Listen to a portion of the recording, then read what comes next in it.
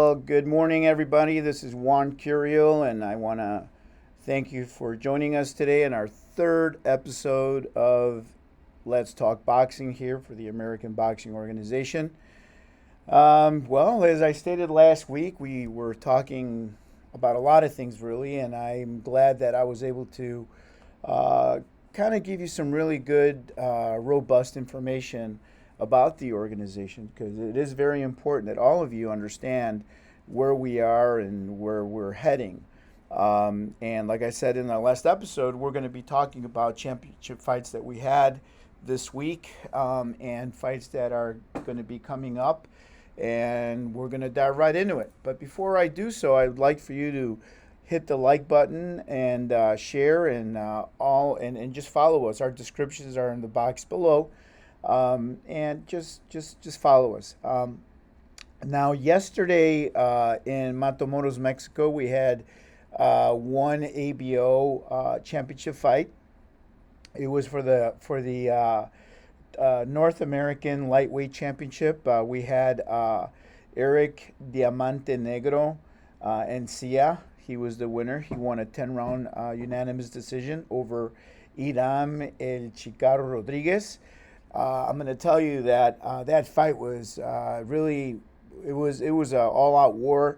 Um, Both fighters were just exchanging punches, and it was a very great strategic fight by Eric. He did a really nice job in maintaining the distance and really controlling the fight. It was a fight well earned, and he's the current North American champion. So I'm very proud of him. Good job. Eric Diamante Encía, te felicitamos por hacer un gran trabajo ayer.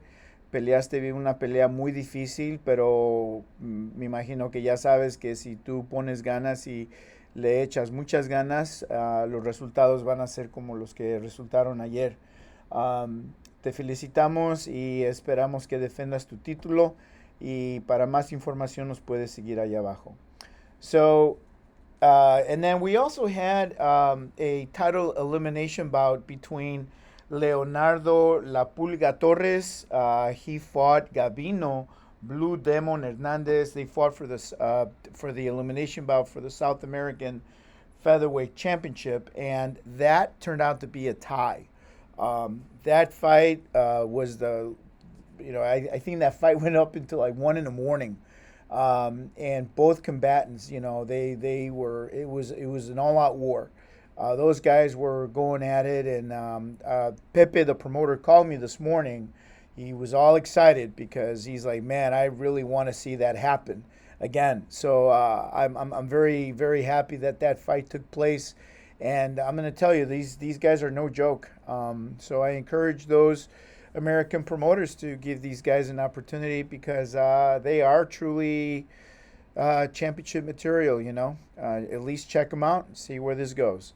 And other championship fights that we are going to be having. One that has been confirmed is going to be a rematch. Yes, a rematch between Julio Sanchez, which won he's a current ABO regional lightweight champion. He fought against Juan Vasquez Jr. The first fight, wow, I'll tell you.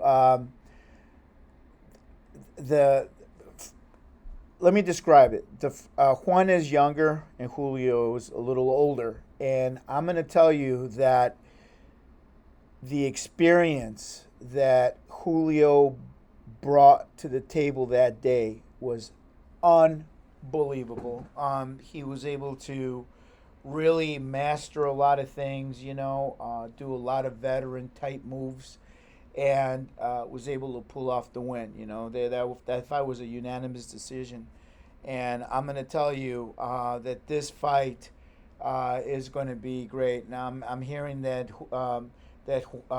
Juan Vasquez is training really, really hard, and this time he's coming to take away this guy's thunder. But I'm going to tell you that if you're going to be in Galveston, September 18th, El Tigre Promotions is putting this fight. That fight has been confirmed. It's signed and ready to go. It was approved by the Texas TDLR, and obviously we're going to go ahead and approve it. And I know that they're working on two more, and we'll talk about those as soon as they get finalized. But the Julio Sanchez versus Juan Vasquez Jr.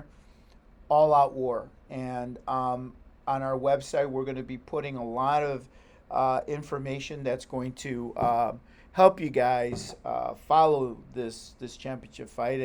And I'm going to tell you that this fight that's coming up in Galveston, just the entire event is going to be huge. El Tigre with the sponsors. I'm going to tell you that none of this could be possible without the help of the sponsors. The sponsors, I want to thank you personally for investing in El Tigre, believing in El Tigre, and thus them believing in us too. So I just want to encourage the sponsors to continue to sponsor him because he does a really great job. The way he promotes the events, I mean, everybody. Yeah, they had to turn people away last time. That's how big his events are. So, Alfonso, Felix, and Chris, you guys, Lorena, all you guys, Gina, kudos to all of you, man. You guys work really super hard, and you guys are really, really amazing with El Tigre Promotions. Other fights that we may be having is going to be in Pennsylvania, and right now we're in negotiations with that one, and we're also in negotiations with one in Florida. So we're very excited about that in Louisville, Kentucky. So we got some things brewing up, and I'm very excited about that. And I'm waiting for Joe to get back with me to do maybe some fights out there in New York, hopefully soon. So that's what we have going on, and I'm going to tell you that most of our champions are hard workers, and this pandemic hasn't been easy on anybody. It hasn't been easy on the industry.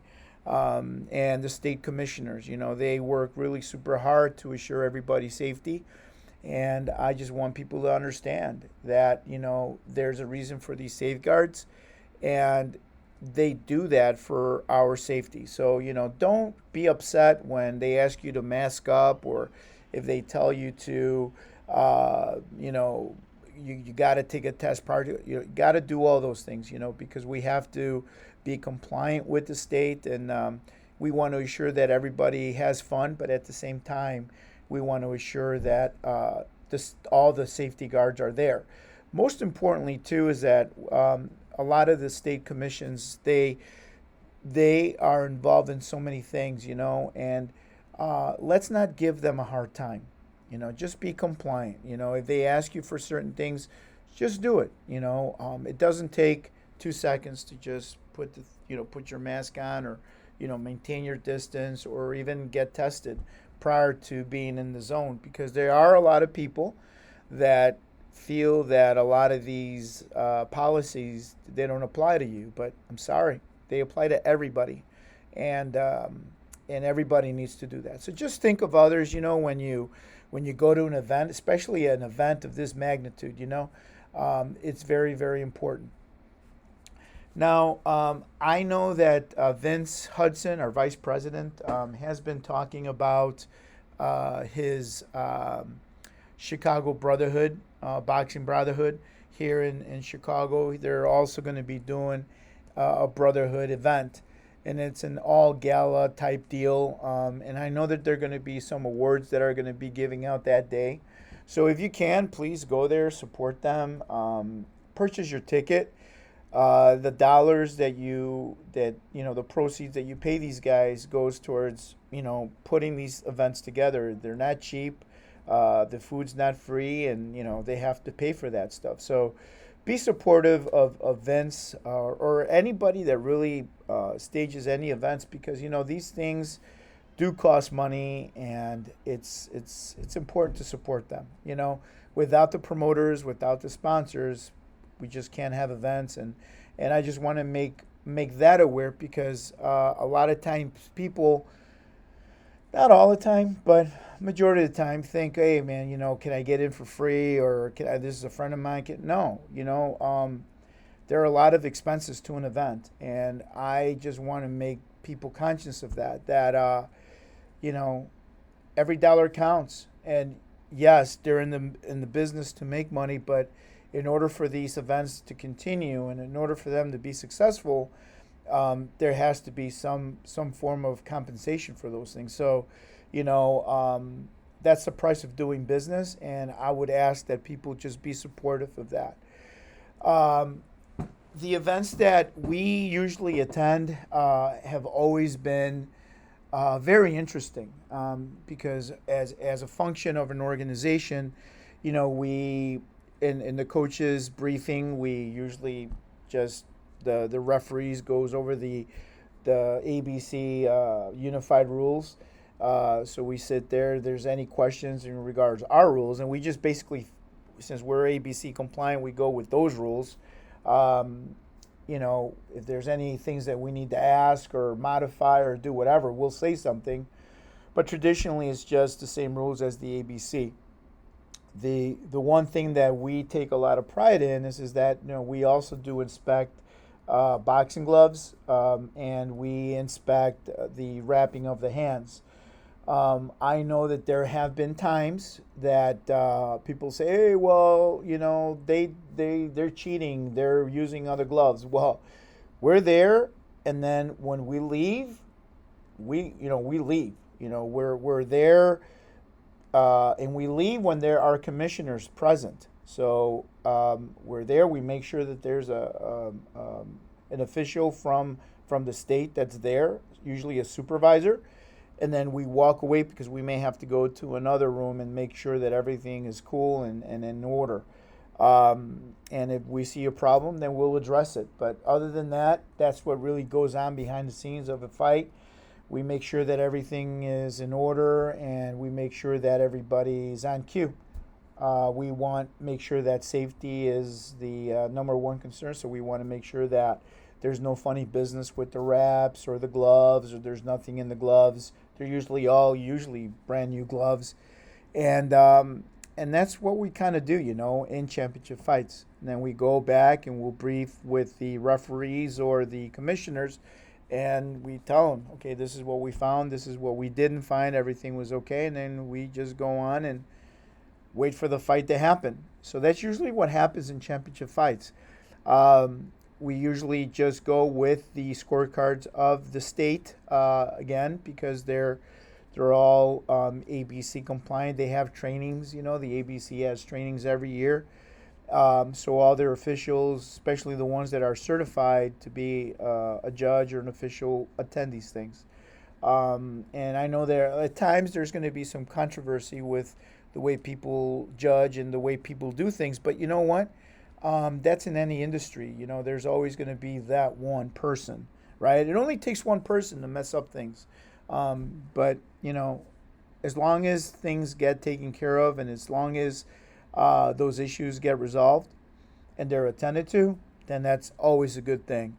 And I'm glad that there are people that are always watching, and I'm really glad that people are always making sure that things are done the way they should be.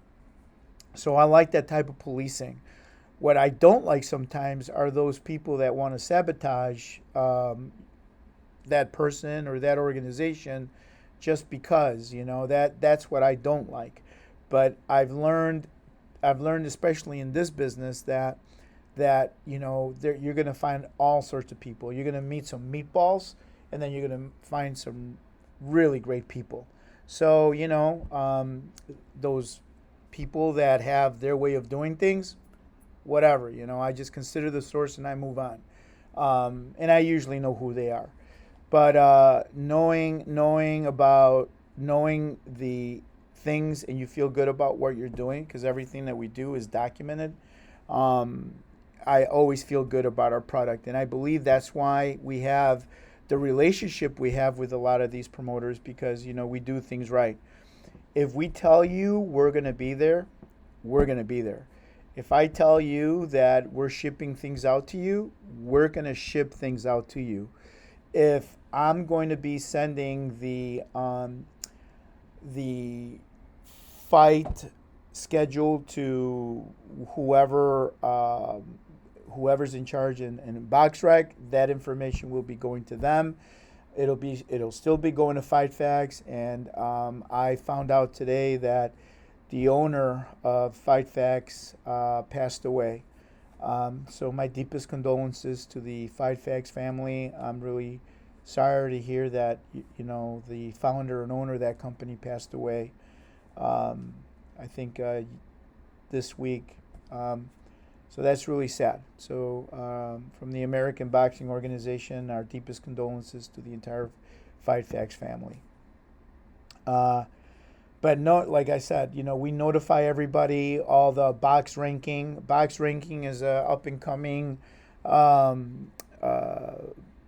record keeper globally, and I like what they do. I like how they do things. They are very transparent, and I encourage you to go into them and enroll with them and do whatever you need to do. And hopefully one day they'll be up there, with the ABC and others. There should always be two companies there, not just one, in my opinion, because when you have that balance, it's always a good thing to have that balance. So I encourage BoxRec to continue to do what they're doing, and Box Ranking to hopefully get to where they're at so that they can really be a service to the industry.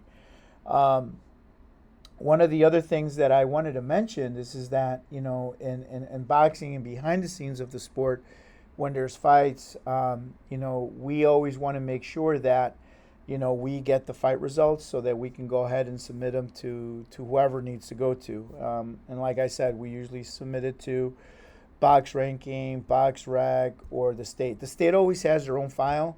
So for any fighter that's going to be fighting, you can just go into our website, and if that state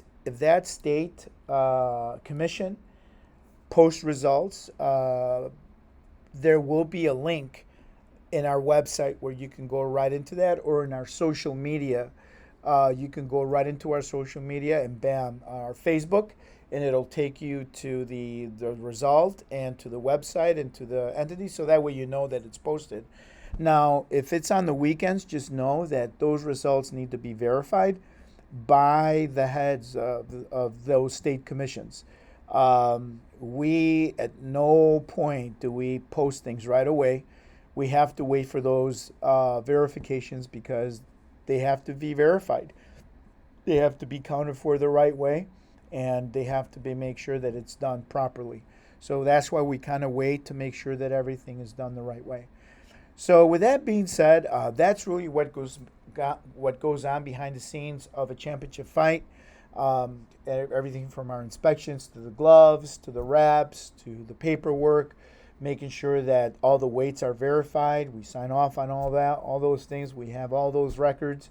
And we just want to make sure that there is that type of transparency. Also, the drug, you got to drop, specimen before and after, just to make sure that everything is good. I know that we do that for our championship fights, and a lot of times the state does that.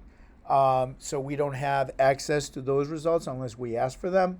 And there are times when, some states will respond, and there's some times where they won't. We can't control that. We had a situation in Chicago about 3-4 years ago where the fighter was very upset because supposedly there was something on there. Well, okay. Well, in order for us to make any changes or call it a non-contest, we need those records. And if nobody's sending me, I just can't go. I just can't go by hearsay. I need to see the validation from the urine company that did the test, and I need it from the state. And if they're not, either or are not willing to give me that, I'm sorry, there's nothing that I can do about that. And those are things that we just kind of have to work with, right? But other than that, everything has been pretty good. So those are the types of things that do happen, that have happened. But other than that, we're really on top of things. We try to, we're not perfect. We're far from perfect. And, we're still learning as we go. We're a very humble organization. And most of the fighters that have fought for our championship have really prospered and gone into really big things. So I would encourage everybody to just follow and be a part of the American Boxing Organization. We're working on a lot of things. We're going to be launching some really good membership benefits. So if you follow the link down below, you'll see our website, and I really hope that you continue supporting us. In our next segment, I will be talking about our division and our champions as we get closer to those fights in September and other future fights that are coming up. So I'll also keep you updated as to the added championship fights for September 18th in Galveston. So thank you once again, and we'll see you next week.